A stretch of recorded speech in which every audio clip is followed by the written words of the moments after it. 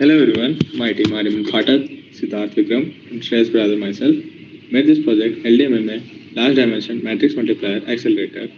The GitHub link is provided over here, and the demo video link will be provided over here. Let's move ahead.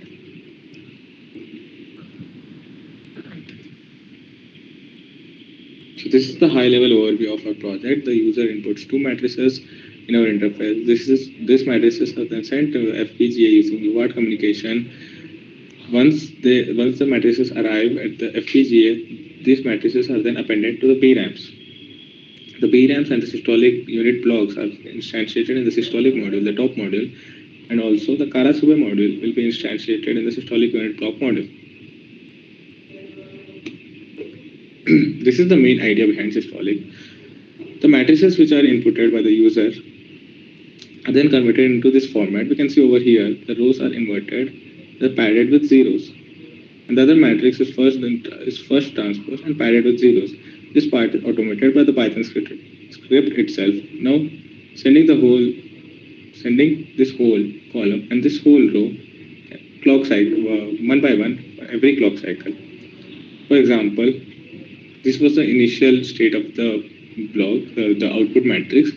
The first clock cycle, this matrix A110000 this column, and this row B11000 will come down, and this column will go forward, leading to a multiplication of A11 into B11, which will lead to C11. C11 of 1 indicates the output of the first block, the first clock cycle. Similarly, sending this B2100 row and A12 A2100 column, the second clock cycle, leading to output of C11 of 2, C12 of 2, C21 of 2, and the others will be 0. The C11 of 2 will be nothing but C11 of 1 plus A12 into B12. Similarly for C12 and C21 of 2. Like for example, C12 will be A12 will be traversed till here, and B21 will be traversed till here. B12 will come down here, leading to C12 of 2 will be equal to A12 into B21. Then C21 of 2 similarly will be A21 will travel over here, and B12 will be dropped over here in the second clock cycle. So C21 of 2 will be nothing but A21 into B12, and similarly for the rest of the clock cycles.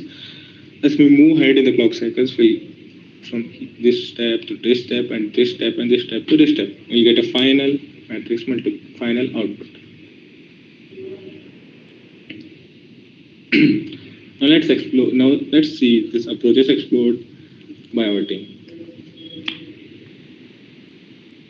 Firstly, we used the HLS and tried to export the IP in Vivado, which eventually failed to achieve parallelism.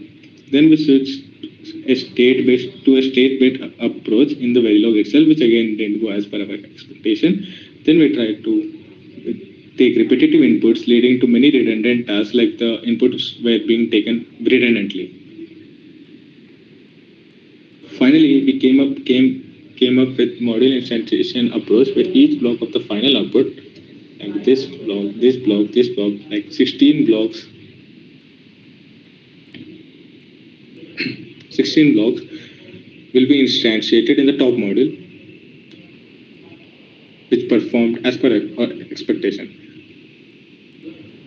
Then, moving on to the Karasube part, we try to generalize the function of Karasube using recursion, but Verilog doesn't support recursion-based approach. Then we shifted to a 32-bit Karasube algorithm, dividing each of the number into 16 by parts. Finally, the multiplication is done using a 16-bit multiplier instead of a 32-bit one, according to the Karasube algorithm. Then we tried to send the matrix rows using UART without storing the BRAMs, bypassing the BRAMs. But it presented us with challenges like the negative TNS, total negative slide. But we finally ended our project by sending the rows of the matrices to the FPGA and then storing them in the BRAMs, and then eventually extracting them after a few clock cycles. Look at the issues faced by our team. There were basically two main issues faced by our team. The first one was that TNS faced by the UART communication to the block RAM.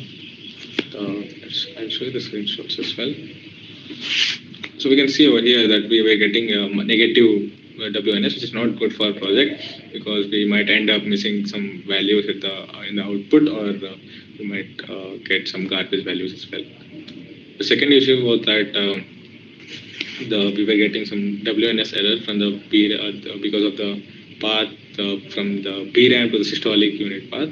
I'll be showing you the screenshot for this as well. So we can see over here that this path 1, this possessed slack of minus 0.93, which is definitely not good. But this path was when we open this layout diagram, floor planning, and check this out. With this path was from the PRAM to the systolic module. And there were some other issues as well. We documented that as well. So let's look at the results part. The first, let's look at the maximum clock frequency and throughput. I'll show you the screenshots. Yeah. This was the timing analysis of our final project. You can see over here that we got a slack of 1.630 and the requirement was 10.433. And the total delay was 8.556. So when we apply this formula, 1 by T required minus T slack to get the maximum clock frequency, you get 1.3 megahertz of frequency, and the maximum throughput we get as 12.55 megahertz. Let's move on to the resource utilization. So you can see that our project used 6315 units of LUTs, 10,292 units of registers, and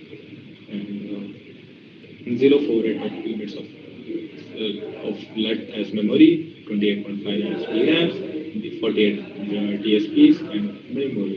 And analyze this output. Let's move to the final output. How we are showing the final output. So this is how we get the final output. You can see over here we probe the final output in the ILA from all the blocks like C00 to C33. Then we'll see the power consumption part. So we can see over here that our project has a total on-chip power of 0.275x, and you can see some statistics over here as well. Then we'll see the layout diagram. This is the netlist part, how our project is being processed, and this is the floor planning. We'll be getting this after the implementation phase. Then latency, let's see the latency of computation. So we can see over here that the first output will be computed at the 517th clock cycle. It will start computing from the 517th clock cycle, and all the outputs, all the outputs of the C00 to C33 will be then computing at the 5 to 6th clock cycle. All the values will be filled at the 5 to 6th clock cycle, leading to 9 clock cycles of delay. That's what we have done here. Then absolute latency was 79.227. Also, our team has some good research on why systolic matrix multiplication. So the thing was, we compared the simple matrix multiplication with that of systolic matrix multiplication. We found out that the systolic, logically, the simple matrix multiplication takes 64 clock cycles to compute, and definitely after using instantiating BRAMs and taking it to the implementation phase, we'll get the clock cycles will cross 70. Whereas the systolic matrix multiplication will take approximately 9 to 10 clock cycles due to its heavy reliance on parallelism and pipelining. Also, we compared systolic matrix multiplication with Karlsruhe multiplier and that with the MAC. Check out the screenshots over here. So you can see over here that there were 3896 units of LUTs used by the Karlsruhe multiplier, and you can check out the WNS as well. You can see over here, whereas MAC used 3359 units of LUTs, 6366 units of slice registers, and blood test memory 621, 19 PRAMs. Yeah, so one thing to notice that the classroom multiplier module takes a bit more units of floods than that of the normal method. Yes. All the GitHub repository of the source code is again provided over here. The references for the systolic architecture and the are also provided over here. Thank you. So now let's look at a quick demo of our project. Yeah, so this is our UI.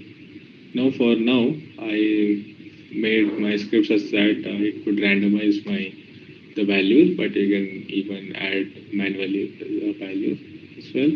Let's do it. So I have randomized my values. You can see the matrix A and matrix 2B randomized. Now I'm starting the transmission. Now you can see that on the right side how I'm transmitting the values row by row. For example, let's look at the matrix A second row. I'll walk you through this 2, 4, 0, 6. And definitely the paddings also will be added, so there will be a delay between. Now suppose, let's wait for the third one, 6, 2, 6, 9, and 0, 0, 0 is a padding. Now also a 0, 0 over the padding for the fourth row as well. You can see over here the still it is sending matrix 1 to the FPGA. Let's wait for this to transmit. Now it's sending matrix 2 to the FPGA. In the same way, the rows with the padding.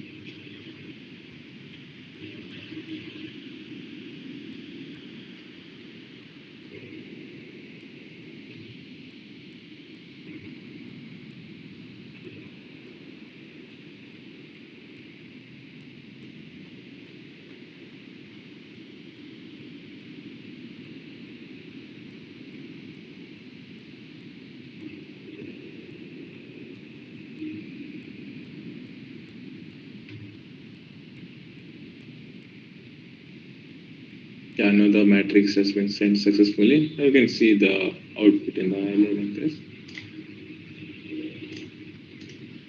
So you can even in the right side I put the calculation of the matrix or calculation of the inputted matrix through the output, the required output, and this is this is the output we are getting from the ILA. You can see C1 row 102 46 46 89. C1 column 102 46 89 78. We can see over here as well that 102 46 17 46 89 and 78. And similarly for the C2 column, we can see that the 118 44 96 over here and 81 over here. Sorry, 61 over here. Then in the C3 column, 144 is the first element. And here as well, it is 144. Similarly, you can see the values for the rest of the elements as well. Thank you.